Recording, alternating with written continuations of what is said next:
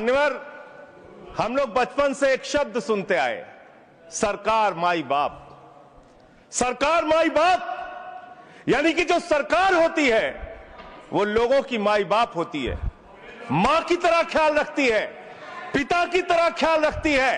लेकिन अगर कोई सरकार अपने बच्चों को उसका गला घोटने पे उतारू हो जाए तो वो फिर सरकार निष्पक्ष सरकार नहीं है, नहीं है मान्यवर। वो सौतेली मां है, वो सौतेली मां है, उसका व्यवहार सौतेला है। और आज आप जो काम कर रहे हैं इस बिल के माध्यम से, आप बाबा साहब डॉक्टर भीमराव अंबेडकर जी के द्वारा लिखे गए संविधान की हत्या कर रहे हैं। और ये बात मैं इसलिए कह रहा हूं कि बाबा साहब डॉक्टर भीमराव अंबेडकर जी ने संविधान की धारा 26 में लिखा, धार्मिक मामलों के प्रबंधन की स्वतंत्रता, धार्मिक एवं धर्मार्थ उद्देश्यों के लिए संस्थाओं की स्थापना एवं रखरखाव करना, धर्म के मामलों में अपने स्वयं के मामलों का प्रबंधन करना, चल एवं अचल संपत्ति का स्वामित्व एवं अधिग्रहण करना तथा ऐसी संपत्ति का कानून के अनुसार प्रशासन करना। यह अधिकार आपने नहीं दिया, यह अधिकार किसी भारतीय जनता पार्टी के लोगों ने नहीं दिया। यह अधिकार बाबा साहब डॉक्टर भीमराव अंबेडकर जी के द्वारा लिखे गए भारत के संविधान ने दिया मानकर, और आप उस संवैधानिक अधिकार को छीन रहे हैं एक गैर संवैधानिक बिल लाके। क्या क्या लिखा इस कानून के अंदर आपने, किस तरीके से आपने इस संविधान की हत्या करने का काम किया। आप बड़ी बड़ी बातें कर रहे हैं, ये सरकार कह रही है कि ये कानून हम मुसलमानों के भले के लिए आ रहे हैं। जब मैं आपसे सुनता हूं तो मुझे लगता है कपिल शर्मा कॉमेडी सर्कस में बोल रहा है। आप मुसलमानों का भला कर रहे हैं, आप मुसलमानों का भला कर रहे हैं। दोनों सदन में एक भी सदस्य, दोनों सदन में सिर्फ एक सदस्य गुलाम अली को छोड़ के एक भी सदस्य आपका मुसलमान नहीं है। आप मुसलमानों का भला कर रहे हैं, आप मुसलमानों का भला कर रहे हैं। पूरी सरकार में एक मंत्री आपका मुसलमान नहीं है, आप मुसलमानों का भला कर रहे हैं। दो नेता अपने घरों में आपने बैठा दिया, मुख्तार अब्बास नकवी, शाहनवाज हुसैन, दोनों की राजनीति आपने खत्म कर दी। आप मुसलमानों का भला कर रहे हैं, आप मुसलमानों का भला कर रहे हैं, आप मुसलमानों का भला कर रहे हैं। अरे सुनना सीखो, सुनना सीखो पहले। मान्यवर, मैं इनके इस कानून में क्या क्या लिखा हुआ है, क्या क्या कहा है इन्होंने। बैठ जाए कृपया, गुलाम अली जी बैठ जाए। धार्मिक संपत्तियों को ये बिल कब्जा करने की नापाक कोशिश है, और धार्मिक संपत्तियों को सदन में इतनी कब्जा करने के लिए सदन में इतनी शांति है कि आराम से आप बोलोगे तो आराम से बोल रहा हूं सर। हाँ। आप बैठे हैं तो आपको देख के वैसे ही आराम आ जाता है, आपको देख के मैं वैसे ही आराम में रहता हूं सर। आप जब है आपका संरक्षण है तो आराम से ही बोल रहा हूं। बोलिए। मान्यवर, धार्मिक संपत्तियों को कब्जा करने की एक कोशिश है, इसलिए इस बिल पर न हिंदू को खुश होना चाहिए, न सिख को खुश होना चाहिए, न ईसाई को खुश होना चाहिए, न जैन को खुश होना चाहिए, न बौद्ध को खुश होना चाहिए, क्योंकि नंबर सबका आएगा। और आज वक्फ की संपत्तियां कब्जा करके आप अपने दोस्तों को देंगे, कल गुरुद्वारे की संपत्तियां कब्जा करके आप अपने दोस्तों को देंगे, फिर चर्चों की संपत्तियां कब्जा करके आप अपने दोस्तों को देंगे, फिर बौद्धों की संपत्तियां कब्जा करके आप अपने दोस्तों को देंगे, फिर जैनों की संपत्तियां कब्जा करके आप अपने दोस्तों को देंगे, फिर मंदिरों की जमीनें कब्जा करके आप अपने दोस्तों को देंगे। आप तो वो लोग हैं जिन्होंने प्रभु श्री राम के मंदिर में भी घोटाला किया। मान्यवर, प्रभु श्री राम के मंदिर के जमीन में घोटाला किया। मैं कागज दूंगा सर, मैं कागज दूंगा।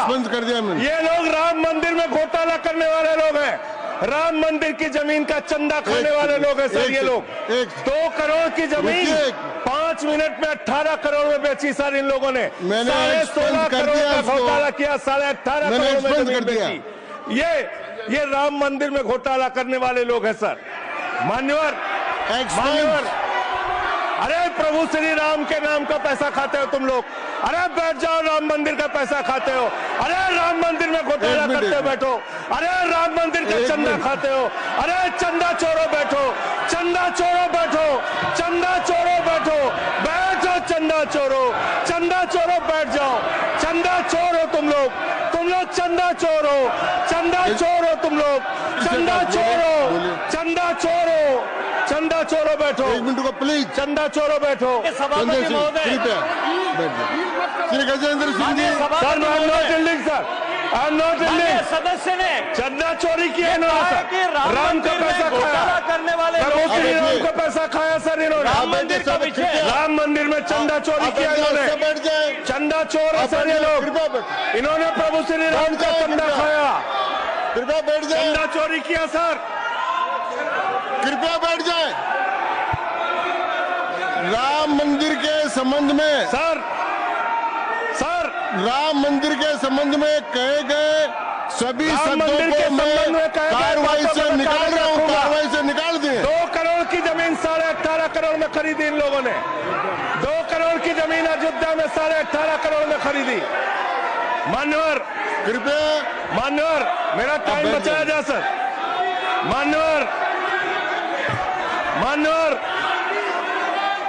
टाइम पॉज कीजिए सर, टाइम पॉज कीजिए, बैठाइए इनको। Point of order yes allow sir I am not yielding sir. Point of order Bhupendra Yadav please sit down.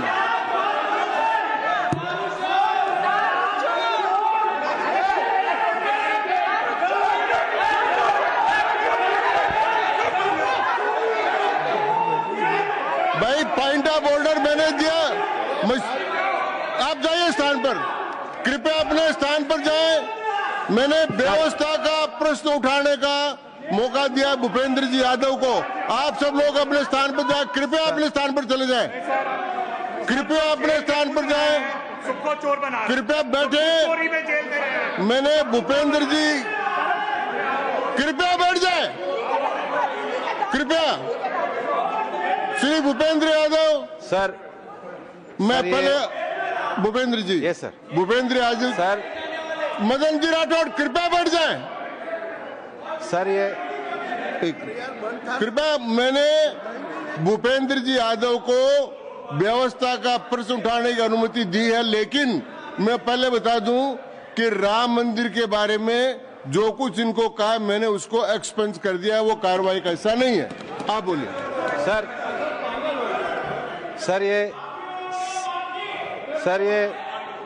Sir ये सदन का उच्च सदन है। रूल में बता देता हूं, रूल 238 और 240। आप 238 और 240, 238 and 240, you read it sir. There are sir 2 rules है, 238, 240। मेरे को बुक की जरूरत नहीं है। हाउ टू स्पीक ये 238 है सर। 240 बड़ा इंपॉर्टेंट है जी सर। कोई भी सदस्य अगर इररिलेवेंट बोलता है, अगर तो ये चेयर की पावर है कि उस सदस्य को रोक सकते हैं। जो विषय डिबेट से जुड़ा हुआ नहीं है, जो विषय सदन से जुड़ा हुआ नहीं है, इररिलेवेंट विषय को आपको रोकने का अधिकार है। जो सदस्य संजय सिंह जी बोल रहे थे वो इररिलेवेंट है। तीसरा एक और विषय सर, 238 में बोलने के बाद जो असंसदीय शब्द है, किसी भी पार्टी के बारे में, किसी के बारे में जो असंसदीय शब्द है वो बोले गए हैं, तो उसकी भर्त्सना भी हाउस पूरी तरीके से करता है और उसको हटाता है। मानस बस हाँ, Tiruchi Shiva Sir, I also stand on the. Please, I am allowing mister Tiruchi Shiva. I also stand on the same rule, sir. 238 and 240. You didn't quote 238. You remember 240, but 238 you are well versed, I know, but you are not quoted. Nothing refer, only the rule number. Yes, yes. Refer to any matter of fact on which a judicial decision is pending. No. Make a personal charge against a member.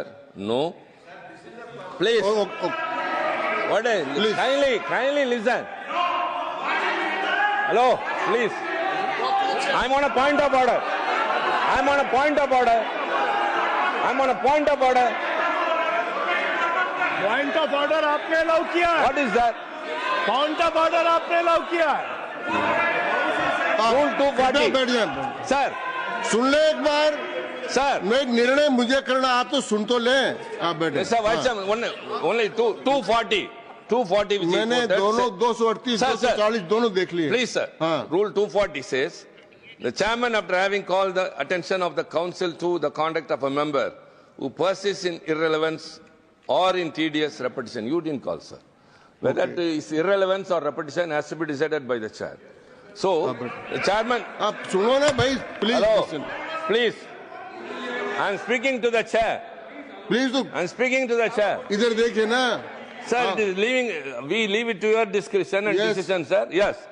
And not it is repetition or irrelevance can be decided by any other member, sir. Only you, sir. Okay, thank you. मैंने श्री भूपेंद्र जी यादव ने 240 में ये और है कि अगर कोई दूसरा सदस्य भी किसी सदस्य के इरिलेवेंट डिबेट को सपोर्ट करता है तो उसको भी डिबार करना चाहिए. आपको शिवा को भी करना चाहिए. अब एक सेकंड. मेरी व्यवस्था यह है कि 238 240 के अंतर्गत मैंने ऑलरेडी जो असंसदीय शब्द थे वो और राम मंदिर के बारे में, क्योंकि ये विधेयक की परव्यू में नहीं आता है, इसलिए मैंने राम मंदिर के बारे में इनके लगाए गए इलेक्शन और असंसदीय शब्दों को कार्रवाई से निकाल दिया. धन्यवाद. मान्यवर, आपने कहा कि इससे आप पिछड़े मुसलमानों का भला करने जा रहे हैं. सुनने में बहुत अच्छा लगता है कि आप पिछड़े मुसलमानों का भला करने जा रहे हैं.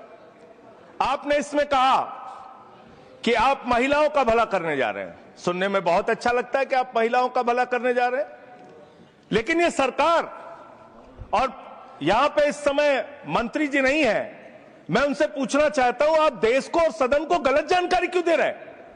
मानवर, 2013 के वक्फ बिल में जो भारतीय जनता पार्टी की सहमति और सहयोग से पास हुआ, उसमें भी महिलाओं के लिए आरक्षण था. मना कर दीजिए कि नहीं था.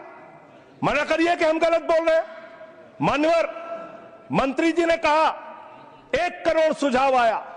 मैं आपसे पूछना चाहता हूं, कितने करोड़ ईमेल आए, कितने करोड़ पत्र आए, कितने करोड़ सुझाव आए? पूरे देश को जानकारी दीजिए. और मैं आपको दावे के साथ कह सकता हूं, जब पूरा सच सामने आएगा तो देश को पता चलेगा कितने लोग इस बिल के विरोध में थे, कितने लोग इस बिल के समर्थन में थे.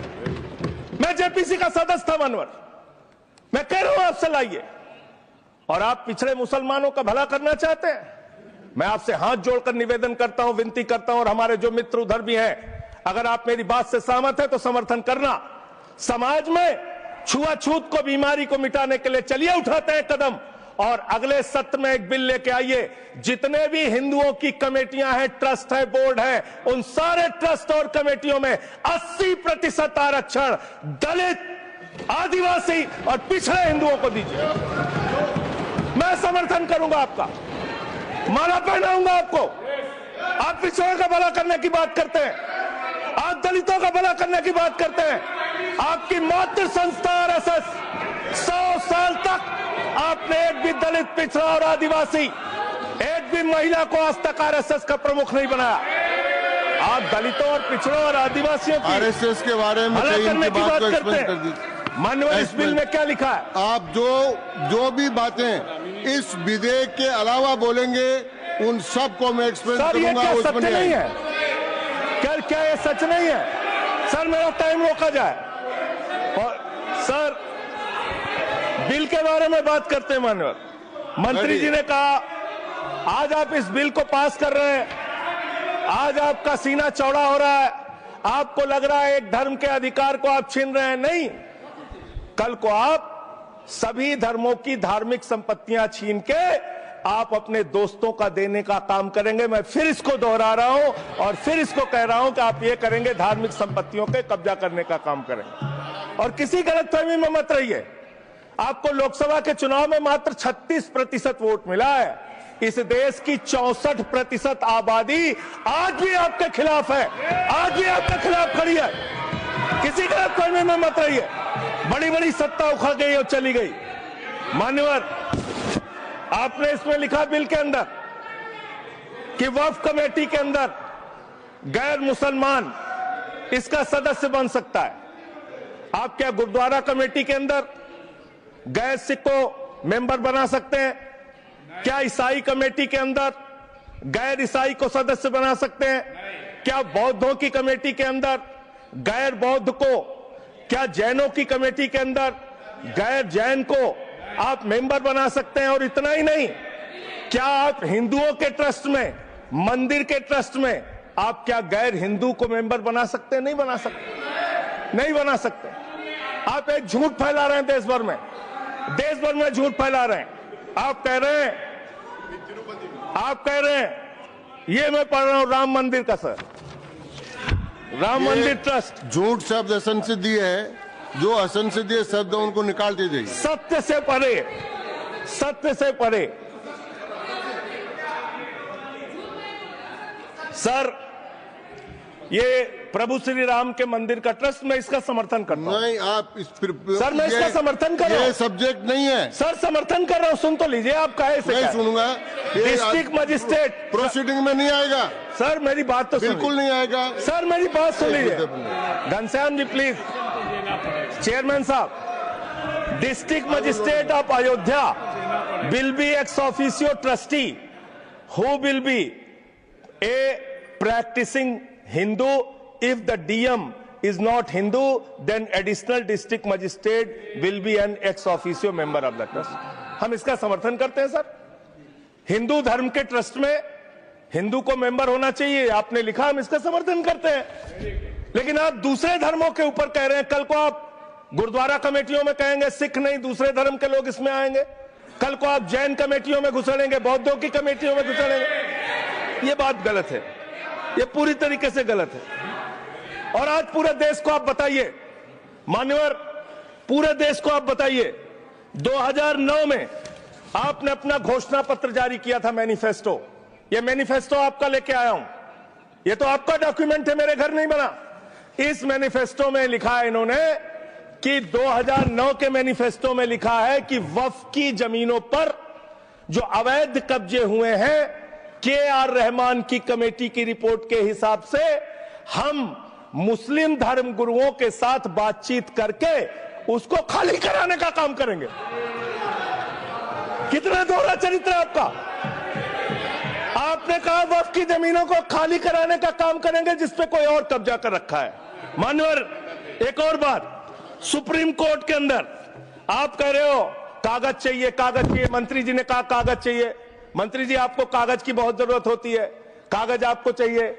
आपकी सरकार ने 2020 में, ये पूरे देश को देखना चाहिए, पूरे देश को सर, 2020 में मैं जेपीसी का मेंबर था, एक कागज वहां मिला मैं 2020 में सुप्रीम कोर्ट में। सर, आप, मेरी बात नहीं आ रही सर, मेरी बात नहीं आ रही। 2020 में मान्यवर, इस भारत की सरकार ने, मोदी जी की सरकार ने शपथ पत्र दिया सुप्रीम कोर्ट में। से क्या लिखा हुआ है? 99% वक्फ की संपत्तियां डिजिटाइज हो चुकी हैं। मुख्तार अब्बास नकवी साहब आपके मंत्री थे, उनका बयान है 100% वक्फ की संपत्तियां डिजिटाइज हो चुकी हैं। तो जब आप सारी संपत्तियां डिजिटाइज कर चुके हैं, सब कुछ ऑनलाइन कर चुके हैं वामसी पोर्टल में, सारे कागजात जांच चुके हैं, तो क्या आप फसाद कराने के लिए फिर से कागज मांग रहे हैं? फसाद कराने के लिए, आप फसाद कराने के लिए कागज मांग रहे हैं। आप फसाद कराने वाले हिंदू हैं, हम सौहार्द फैलाने वाले हिंदू हैं। यह बुनियादी फर्क है, यह बुनियादी फर्क है आप में। आप देश भर में फसाद, नफरत, लड़ाई, झगड़ा कराने का काम करते हैं। मान्यवर, मैं अंत में आप लोगों से सिर्फ एक ही बात कहना चाहता हूं कि आज सच्चर कमेटी की रिपोर्ट की बात कही गई और कहा गया 12,000 करोड़ की आमदनी हो सकती थी। एक सुझाव मैं पूरे सदन की तरफ से इस सरकार को देना चाहता हूं। 12,000 करोड़ की आमदनी की चिंता है वक्फ की, करोड़ों मुसलमानों की चिंता है आपको। एक अपने दोस्त को पकड़ के लाइए, नीरव मोदी को 20,000 करोड़ वसूलिए, 12,000 करोड़ वक्फ को दीजिए, 8,000 करोड़ अपने पास रखिए। 8,000 करोड़ का आपको मुनाफा होगा, 12,000 करोड़ वक्फ को दे दीजिए, करोड़ों मुसलमानों का भला हो जाएगा। मान्यवर, अंतिम बात कह के आपने कहा सच्चर कमेटी की रिपोर्ट से 12,000 करोड़ की आमदनी की बात कही गई है। अर्ध सत्य मत बोलिए, पूरा सत्य बोला कीजिए। सुविधाजनक सत्य मत बोलिए, पूरा सच बोला कीजिए। मंत्री जी, इसमें लिखा हुआ है सच्चर कमेटी की रिपोर्ट में कि भारत की सरकार ने, राज्यों की सरकार ने अलग अलग राज्यों में, अलग अलग जगहों पे 365 वक्फ की संपत्तियां कब्जा कर रखी हैं। आप उसके बारे में नहीं बताते, आप अर्ध सत्य बोलते हैं। मैं तो जेपीसी का मेंबर रहा हूं, मुझे सब पता है। तो इसलिए मान्यवर, मैं आप फैला रहे हैं झूठ, ट्रिब्यूनल के शब्द निकाल फैसले, दिया बस जाए। खत्म सर, खत्म, असत्य, सत्य से परे मान्यवर, सत्य से परे मान्यवर। ट्रिब्यूनल के लिए आप कह रहे हैं उसको अपील नहीं की जा सकती। हाई कोर्ट का फैसला ट्रिब्यूनल के फैसले के खिलाफ आया है, सुप्रीम कोर्ट का फैसला ट्रिब्यूनल के फैसले के खिलाफ आया है। आपने कहा 5 साल का प्रैक्टिसिंग मुस्लिम होना चाहिए। कैसे प्रैक्टिसिंग मुस्लिम तय करेंगे सर? आप क्या मुसलमानों के घर में सीसीटीवी का कैमरा लगाएंगे?